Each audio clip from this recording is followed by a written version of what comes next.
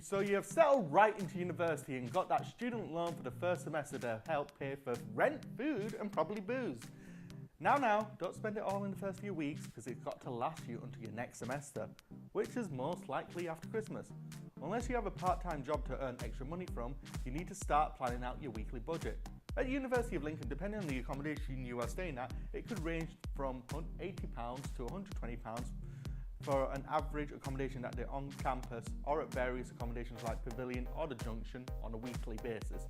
But you're going to be paying rent in semesters rather than the monthly rent system you're accustomed to. So say you've been given £2,400 for this semester and your rent at, say, the university on-site campus is £1,663.37. You'll have about £737 to live on for the rest of your semester.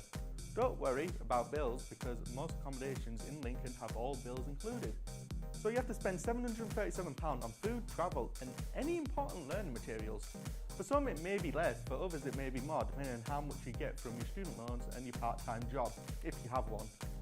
You need to live on that until January from the end of September. So say you need to live on it for 14 weeks, you have around £57 to live on per week. So what can you spend it on?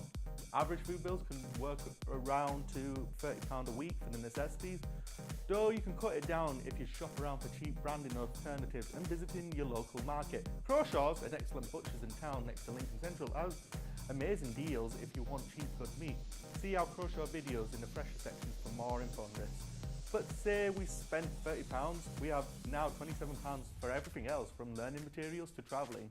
For learning materials, try to borrow as much as you can from the library to provide as possible, or check eBay and Amazon to find your learning materials at a lower price. But at a stretch, ensuring you do your weekly shopping around that budget, you have an additional £25 to £30 to spend on anything else on a weekly basis. Set out a plan to use Microsoft Express if you have to.